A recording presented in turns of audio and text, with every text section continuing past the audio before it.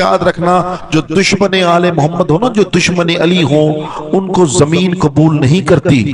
اگر چاہتے ہو نا زمین تمہیں قبول کرے تو زمین کے مالک ابو تراب علی بادشاہ کی ولایت کو مان۔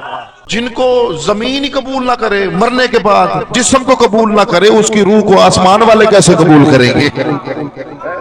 تو ایسے بندے کی زندگی پر لعنت ہے تو اس زندگی میں رہے تب بھی دشمن علی، نہ یہاں پر رہتے ہوئے لوگوں نے قبول کیا، کیونکہ ہم جیسے تو علی کے منکروں کو قبول نہیں کرتے۔ ہمارے تو ملنگ جہاں پر بھی ملے وہ نام نہیں لیتے بندے کے، بس ایک ہی بات کہتے ہیں، علی کے دشمن پہ لعنت ہو۔ زندگی میں تھے تو بندوں سے لعنت کھاتے رہے، زمین میں گئے تو زمین نے تمہیں پیس کے رکھ دیا، گوشت کون لے گیا، ہڈیاں کون لے گئے۔ اس لیے کہتا ہوں منکر علی ہو، زمین قبول نہیں کرتی، جسم راکھ بن جاتا ہے، جسم مٹی میں مل جاتا ہے۔ اور اگر کوئی علی کا سچا ماننے والا ہو، خدا کی قسم 1400 برس گزر جائے قبر سے پھر بھی فیض عطا کرتا۔ صحیح، جسے زمین قبول نہ کرے اس کی قبر کے نشان مٹ جاتے ہیں، اور جسے زمین قبول کرے، کیونکہ ولایت علی شاہ تھی، جب زمین نے اسے قبول کیا تو جب جیسے ہی زمین میں گیا وہ زمین سے بیٹھ کر بھی تمہیں فیض دینے لگا۔ اگر آج اس ہم دربار پر موجود ہے تو بزرگ سید کی دربار ہے نا، تو لوگ آتے ہیں نا، یہاں پر بھی منتیں مانتے ہیں، تو علی نہیں، علی کے نوکروں کے نوکر دنیا کی خواہشیں پوری کرتے ہوں۔ لوگ گئے ہوئے ہیں شہباز قلندر کی دھرتی میں شہباز قلندر کو سلام دینے۔ اب ہر ایک کا سلام پہنچانے کا انداز مختلف ہے، لیکن گئے قلندر کے عشق میں ہے۔ قلندر سے عشق اس لیے کیا تھا کیونکہ قلندر خود عباس کے علم کا عاشق تھا۔ کہا تھا کہ سگے در علی ہوں، جو علی کا نوکر، علی کی گلی کا نوکر مزار میں لیٹ کر اب تک تمہیں بیٹے دے رہا ہو، اللہ جانے اس کا مالک علی کیا ہوگا۔ یہ تو تراب کا عاشق تھا، ابو تراب کا عاشق تھا قلندر شہنشاہ۔ اس لیے جب زمین پر گئے تو زمین نے ایسا قبول کیا کہ جہاں جہاں نام علی گیا قلندر کا ذکر بھی وہاں پہنچ گیا، کیونکہ زمین نے قلندر کو ایسا قبول کیا تھا، کیونکہ قلندر کے اندر ولایت تھی۔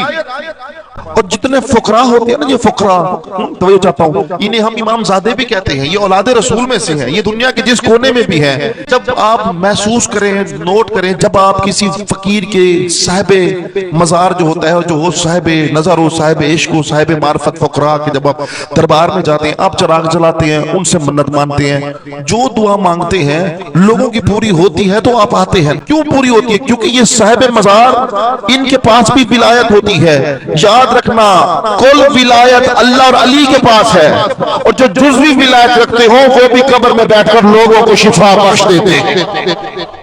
جو جزوی ولایت کے مالک ہوں وہ بڑا مقام رکھتے ہیں، بڑا درجہ رکھتے ہیں، کیونکہ وہ آل محمد سے، علی سے اتنا عشق کرتے ہیں، اتنا عشق کرتے ہیں کہ ان کے ہاتھوں کی حرکات میں علی کے احکامات ہوتے ہیں۔ وہ خود سے کچھ نہیں چاہتے، وہ چاہتے ہیں جو وہ چاہتے ہیں۔ یہ اس وقت تک زبان نہیں ہلاتے جب تک مدعے اہل بیت نہ ہو۔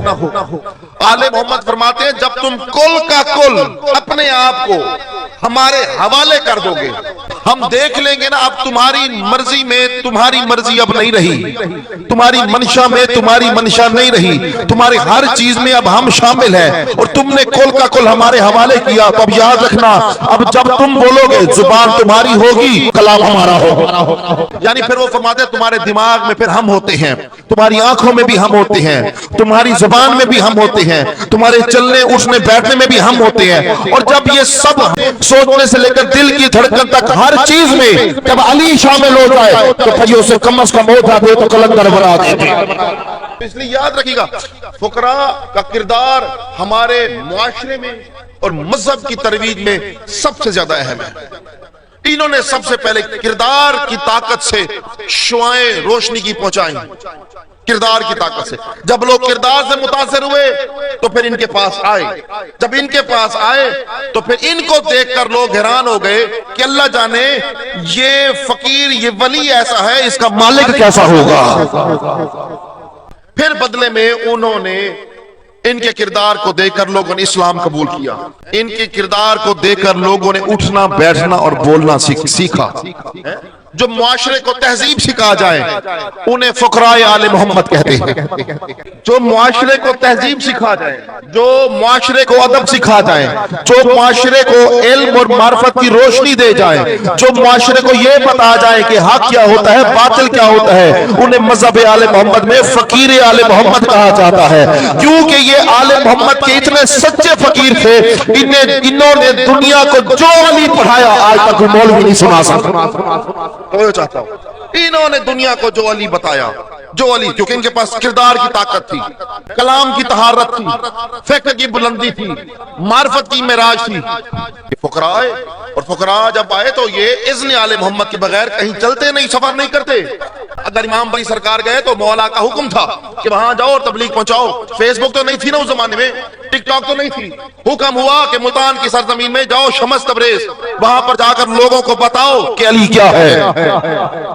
اور شمس تبریز نے بتایا تھا صورت پیوند, جہاں بود علی بود, تا نقش زمیں بود زماں بود علی بود. ہم اول و ہم آخر, ہم اول و ہم آخر, ہم ظاہر و ہم باطن, ہم عابد و ہم معبد, معبود علی بود. اندر کو کہا کہ جاؤ جا کر بتاؤ کہ آل محمد کو کیا ہے. شمس تبریز کو کہا, اور قلندر سرکار جب آئے تو انہوں نے ایسا کام کیا, انہوں نے علی بھی بتایا علم بھی لگوایا, علی بھی بتایا. ہر فقیر دنیا میں آیا تو اس نے علی پڑھایا. اکلوتا قلندر نے جس نے علی بھی پڑھایا اور علم بھی لگوایا. اس لیے تو اتنی طاقت ملی ہے کہ یہ پرواز کرتا ہے. میں حیران ہوں کہ مذہب تشیع کے اندر سے میں نے آج ایک صبح ایک مولوی کی ویڈیو دیکھی. دیکھیں اختلاف ہونا چاہیے لیکن کچھ مقام پر ادب بڑا ضروری ہے. اگر آپ کسی کو نہیں مانتے تو کم از کم ان کی توہین اور بے ادبی مت کریں, کیونکہ جس کو آپ نہیں مانتے اس کو لاکھوں لوگ تو مان رہے ہیں. آپ کہتے ہیں کہ قلندر شہنشاہ تو جو قلندر بادشاہ تھے تو شیعہ بھی نہیں تھے, ان کا فرقہ یہ تھا, بھی گستاخی ہے نا, کیونکہ جو شہنشاہ کے ماننے والے ہیں ان کو تو دکھ ہوگا. تو جو چاہتا ہوں آپ بات کریں آل محمد کی معرفت کی. یہ آپ نے ٹھیکہ لیا ہوا ہے کہ قلندر شہنشاہ کہاں سے تھے. جو مولوی بکواس کر رہا تھا اس کے تو اپنے باپ کا نہیں پتا, اور قلندر کا باپ تو حرم امام حسین میں دخل ہے. تو کو جا, شہباز قلندر سرکار کو جا, انہوں نے تبلیغ آل محمد کی, وقت کے عالم اور وقت کے عارف تھے. بھائی آپ کہتے ہو کہ دلیل دیں, ان کا مذہب ثابت کریں, اور بھائی کسی کا مذہب کوئی ثابت نہیں کر سکتا. کوئی آپ کے پاس ایسی ٹیکنالوجی نہیں کہ اندر سینے میں سوئی لگائے اور مذہب بتا دے. کیا پتا اوپر سے کچھ ہو اندر سے کچھ ہو. تو اپنا مذہب نہیں ظاہر کر سکتا, قلندر کا مذہب کیسے جان سکتا ہے. دیکھیے کسی کی طاقت کی دلیل دیکھنی ہو, مرنے کے بعد اس کی قبر پر رونق دیکھو. اگر رونق بے تحاشا ہے سمجھو یہاں سے کچھ نہ کچھ فیض مل رہا ہے, مل رہا ہے. آپ ایران میں چلے جائیں, وہاں پر کتنے امام زادے موجود ہیں. آپ دیکھیں کہ عراق میں دیکھیں آل محمد کے بعد کتنے امام زادے موجود ہیں. تو شہباز قلندر سرکار کا آپ کہتے ہیں ایمان ثابت کرو, آپ کو شرم نہیں آتی. آپ نے تو کبھی کسی کو آج تک ڈھنگ سے علی ولی اللہ نہیں سکھایا. تو یہ چاہتا ہوں آپ نے تو نفرتیں پیدا کی اور گفتگو ان پر کر رہے ہیں جو صرف امن اور محبت پیدا کرتے ہوئے لوگوں کو علی پڑھا گئے.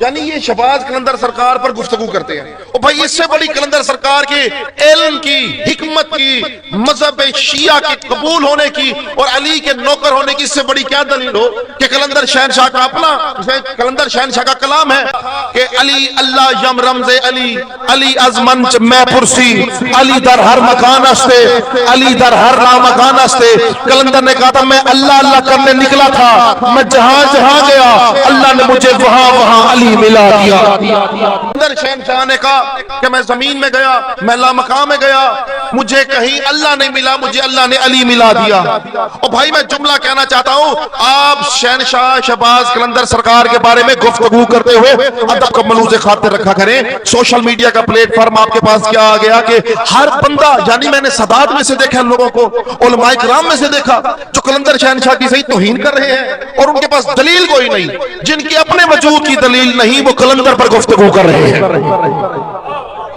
جن کی اپنے وجود کی دلیل نہیں وہ قلندر پر گفتگو کر رہے ہیں. جو قلندر کے خلاف بولتے ہیں ان کی ظاہری زندگی میں ان کی کیا حیثیت ہے وہ موازنہ کریں اور قلندر کی زندگی میں موازنہ کریں. یاد رکھنا مردوں کو زندہ کرنا نبیوں کا کام ہے. جو سیون کی دھرتی میں کھڑے ہو کر اپنے نوکر بوتلا کو پکارے اور زندہ کر دے اسے قلندر کہتے ہیں. تم زندگی میں بھیک مانگ کر لوگوں سے گزارے کرتے ہو اور اس پر گفتگو کرتے ہو جو خدا کی قسم سیون کی دھرتی میں بیٹھ کر رزق کی تقسیم کرتا ہے. اور توجہ چاہتا ہوں تو یہ سوچا کرو جب علی کی گلی کا نوکر اتنا اعلیٰ ہو اللہ جانے مالک کیا ہوں گے.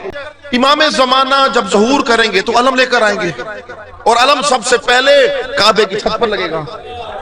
خود دیکھیں علم آیا تھا غازی سرکار کے پاس, اب آئے گا ظہور کے وقت امام زمانہ کے پاس. لیکن کمال ہو گیا, یعنی یہ علم معصوم سے معصوم تک آنا ہے, لیکن اس علم کی ترویج کے لیے جس ہستی نے سندھ میں سب سے زیادہ کام کیا ہو اسے قلندر بادشاہ کہتے ہیں. اور قلندر نے تو گھر گھر میں رم لگوا دیے. یعنی جو کام قائم نے آ کر کروانا ہے قلندر ابھی سے تمہیں اسی کا بتا رہا. تو میرے وقت کے امام کے نظام کے حصے میں سے کچھ معلومات ہے جو بندوں تک آئی اور بندوں کو وہ بھی سمجھ نہیں آتا. تو یہ چاہتا ہوں تو آپ فقراء جہاں پر بھی گئے نفرتیں ختم کر کے محبت بتائی اور کہا کہ جہاں پر محبت ہوگی وہاں علی ہوگا. اس لیے تو عالم اہل سنت نے ایک شعر لکھا, اس نے کہا کہ نبی تھے علی کو ولی کہنے والے اور ولی بن گئے سب یا علی کہنے والے. یاد رکھیے گا ان فقراء کی اگر آپ نہیں مانتے تو ان کی بد تہذیبی نہ کریں, ان کی توہین مت کریں. نہ مانے ہم آپ کو نہیں کہتے زوری, لیکن کم از کم آپ ادب کریں, کیونکہ جو بھی صاحب مزار ہو اور اس کی مزار پر دیے جلتے ہو رونق ہو تو ماں سمجھیں کہ اللہ کا اس پر فیض تھا. اگر فیض نہ ہوتا ابو تراب کا دشمن ہوتا تو تراب کب کی اس کی قبر کا نشانی ختم کر چکی ہوتی. آپ دلیل میں دیکھیں جتنے آل محمد کے دشمن تھے علی کے ملک جتنے تھے ایک ہی قبر دکھا دو, جاؤ قبرستان ایک ہی قبر دکھا دو. آؤ میں تمہیں علی کے نوکر سلمان کی قبر بھی دکھاتا ہوں, میسم کی قبر بھی دکھاتا ہوں, مقداد کی قبر بھی دکھاتا ہوں, حبیب ابن مظاہر حسین بادشاہ کے ساتھی کی قبر بھی دکھاتا ہوں, تمہیں ہور کی قبر بھی دکھاتے ہیں. آپ دکھاؤ شمر کی قبر دکھاؤ, آپ 9 لاکھ یزیدوں کی قبر دکھاؤ, مکے سے شروع ہوا اسلام کہاں تک گیا, ایک بھی علی کے منکر کی قبر دکھاؤ. ہاں اگر ایک دو کی بچ گئی ہو وہ اس لیے بچی تاکہ تم جاؤ دیکھو اور وہاں پر لعنت ڈال کے آؤ. ایک دو کی اگر ہے یزید کی قبر بچی پڑی ہے تو اس لیے وہ پتھر اس لیے رکھا گیا. بلندر صلوات.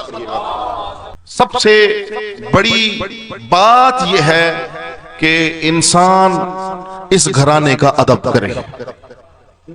اگر عہدہ, مرتبہ, طاقت, ہمت, بلندی, فکر, سوچ, شعور اور افکار کی منزلوں پر اڑنا چاہتے ہو تو اس گھرانے کا ادب کرو, کیونکہ ادب پہلا کرینہ ہے آل محمد سے محبت کرنے کا.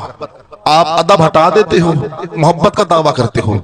جب دعویٰ کر دیا تو محبت کیسی, جب دعویٰ کر دیا تو محبت کیسی.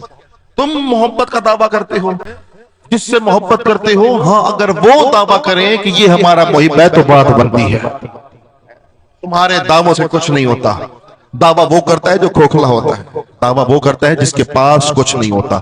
اس لیے اس گھرانے کا ادب کرو تاکہ عبادتوں کی معرفت حاصل ہو, عبادتیں معراج پر ہوں, نیند ہو تو پھر پاک ہو.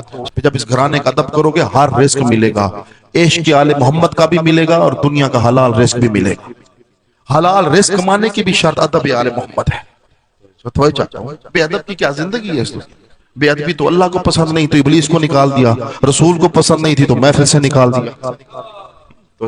یہ جتنے بے ادب تھے یہی تو محمد و آل محمد کے دشمن تھے.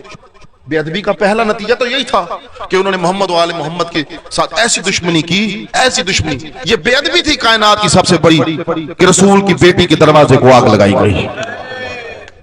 یہ کائنات کی سب سے بڑی بے ادبی تھی کہ رسول کی بیٹی کے چوکھٹ پر لکڑیاں لے کر آ گئے, جلتا ہوا دروازہ سیدہ پر گرا. یہ بے ادبی ہے. علی بادشاہ قصور کیا تھا, جرم کیا تھا کہ نبی نے علی کی ولایت کا اعلان کیا تھا. دنیا علی اس کی ایسی دشمن بنی کہ ایسی بے ادبی کی مسلمانوں نے, ایسی بے ادبی کہ علی کا سر سجدے میں تھا, علی کو شہید کر دیا. یہ اٹھنا بیٹھنا بادب طریقے سے اٹھنا ٹھیک ہے, یہ ظاہری طور پر. اصل ادب یہ ہے کہ آل محمد کو مان. یہ کائنات کی سب سے بڑی توہین اور بے ادبی تھی کہ کربلا میں سارا محمد کا, آل محمد کا گھرانہ بلا لیا گیا اور ایک پل میں شہید کر دیا. یہ کائنات کی سب سے بڑی بے ادبی. اور جو ادب کا مالک ہے نا شہنشاہ, وہ دیکھ رہا ہے کون یہاں سے روتا ہے اور کون صرف زبان سے روتا ہے. شہنشاہ سب دیکھ رہے ہیں.